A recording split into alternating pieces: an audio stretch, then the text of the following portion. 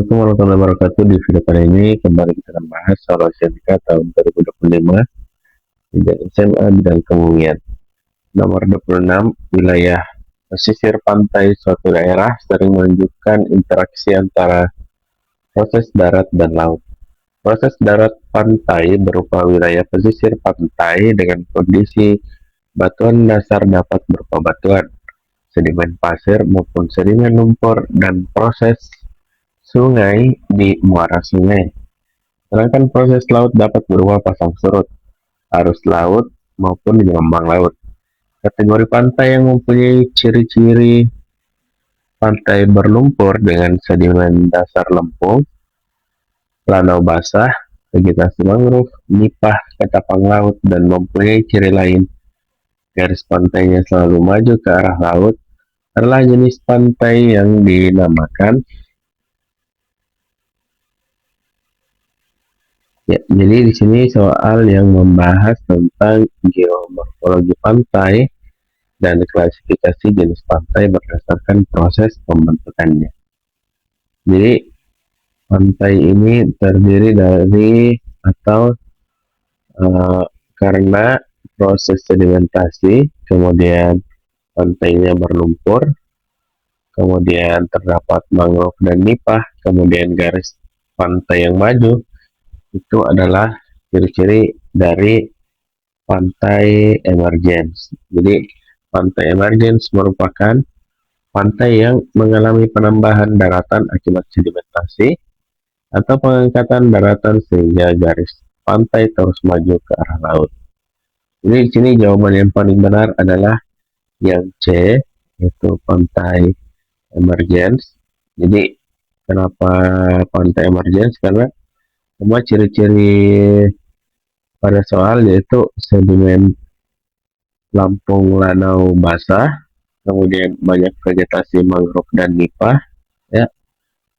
Kemudian garis pantai terus maju ke arah laut. Semuanya ini mengarah ke ciri-ciri pantai emergence, ya. Karena di sini tadi ya, dari proses sedimentasi, kemudian banyak vegetasi mangrove dan nipah, dan garis pantai yang maju. Maka jawaban yang paling tepat adalah yang C,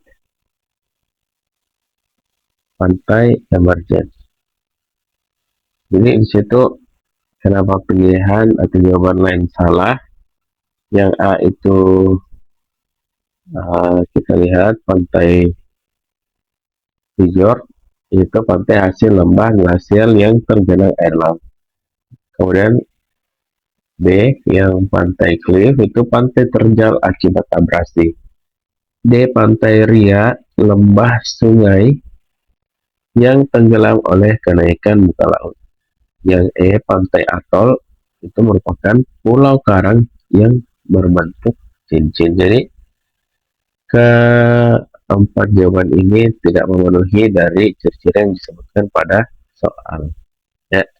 Jadi sekali lagi jawabannya adalah yang C. Soal nomor 27, interaksi antara proses darat berupa aliran sungai dan energi laut berupa gelombang serta arus longshore di wilayah muara sungai dapat membentuk morfologi pantai khusus. Salah satu bentuknya adalah endapan pasir yang terbawa oleh arus longshore, membentuk gosong pasir yang memanjang dari garis pantai dan menjulur ke laut. Kadang sebagian menutup muara sungai. Ketampakan morfologi ini dinamakan, ya. Jadi di sini soalnya membahas tentang bentang alam pantai akibat transport sedimen oleh arus longshore. Nah, arus longshore itu dia mengangkut pasir, kemudian membuat endapan yang memanjang, kemudian menjulur ke laut. Lalu di sini dia membentuk speed bar. Jadi speed bar itu di sini adalah gosong pasir yang terbentuk akibat pengendapan sedimen oleh arus sejajar pantai atau longshore current. Bentuknya memanjang dari garis pantai ke arah laut dan kadang membentuk sebagian muara sungai. Jadi jawaban yang paling tepat adalah yang B. Karena di sini dilihat tadi di soal salah satu bentuknya adalah endapan pasir yang terbawa oleh arus longsor itu membentuk gosong ya. Sini gosong pasir. Nah, ini yang speed bar atau di sini speed itu adalah gosong pasir yang terbentuk akibat pengendapan sedimen. Jadi betul sekali ya karena arus longsornya akan membawa mengangkut pasir kemudian menjadi endapan yang memanjang. Nah di sini yang paling tepat adalah uh, yang bagian B atau speed bar. Kemudian kenapa pilih jawaban lain salah kalau si bar itu gosong pasir lepas pantai? Ini bukan ya. Kemudian yang C beach bar itu endapan sejajar garis pantai dan juga kemudian river bar itu adalah endapan di alur sungai. Kemudian yang terakhir coastal bar istilah umum bukan bentuk spesifik pada laut. Oke, kita lanjut di nomor 28. Kita sering melakukan wisata air seperti di Bunaken, Raja Ampat untuk menikmati keindahan pemandangan bawah laut yang relatif dangkal. Karena tidak bisa menyelam, kita hanya menaiki perahu yang bagian bawahnya dibuat tembus pandang. Saat melihat ke dasar laut melalui air yang sangat jernih, dasar laut tampak lebih dangkal dari kedalaman sebenarnya. Peristiwa tersebut sesuai dengan kaidah dalam ya, jadi soalnya membahas tentang pembiasan cahaya pada air laut. Ya, jadi sini cahaya melewati dua medium, kemudian terjadi pembiasan, ya, kemudian dasar laut itu akan tampak lebih dangkal ya. Ini diakibatkan karena adanya hukum Snellius. Ya, hukum Snellius. Jadi dasar laut terlihat lebih dangkal karena cahaya dibelokkan saat perpindahan dari air ke udara. Fenomena ini dijelaskan oleh hukum Snellius tentang pembiasan cahaya. Jadi yang paling tepat pertanyaannya tadi adalah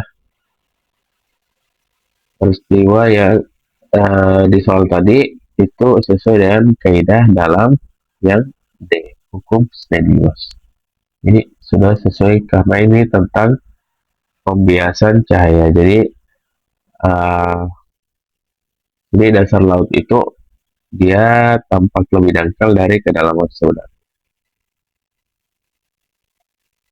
Untuk jawaban lain, Archimedes itu membahas tentang gaya apung, ini sudah pasti salah. Kemudian gravitasi Newton, gaya gravitasi ini nggak berhubungan. Kemudian Pascal, tekanan fluida, dan Darcy adalah aliran air dalam media berpori. Jadi semuanya salah. Yang paling tepat adalah yang D, hukum Snellius.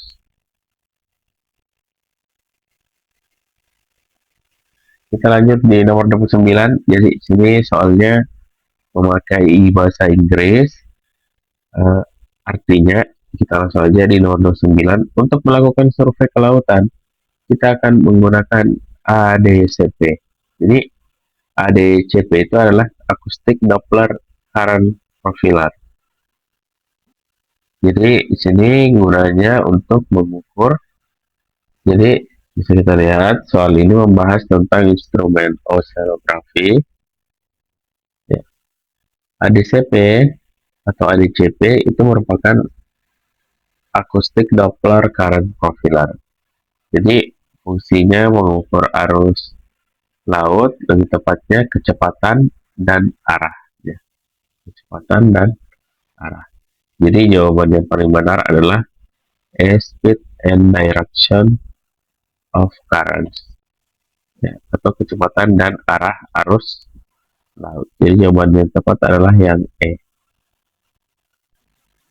Lanjut di nomor 30 dalam oceanografi, kita sering melakukan pengukuran terhadap sifat fisika dan kimia air laut. Salah satu sifat fisika yang penting adalah gelombang suara di bawah laut, yang dapat berbeda pada tiap kedalaman. Jika Anda diminta memilih alat yang tepat untuk mengukur atau mendeteksi gelombang suara di laut, maka alat yang sebaiknya digunakan adalah.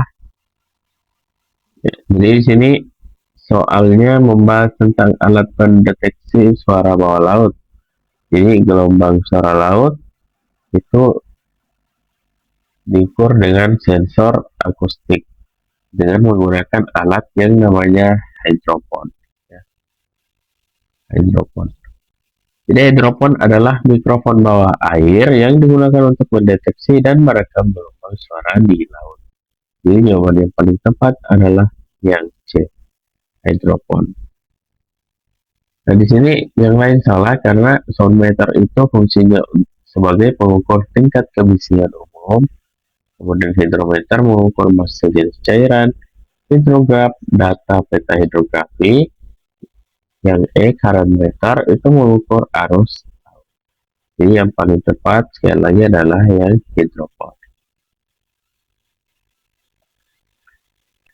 Oke, kalau ada pembahasan yang lebih tepat atau ada pembahasan saya yang masih membingungkan, silahkan bertanya di kolom komentar. Sampai jumpa di pembahasan soal berikutnya.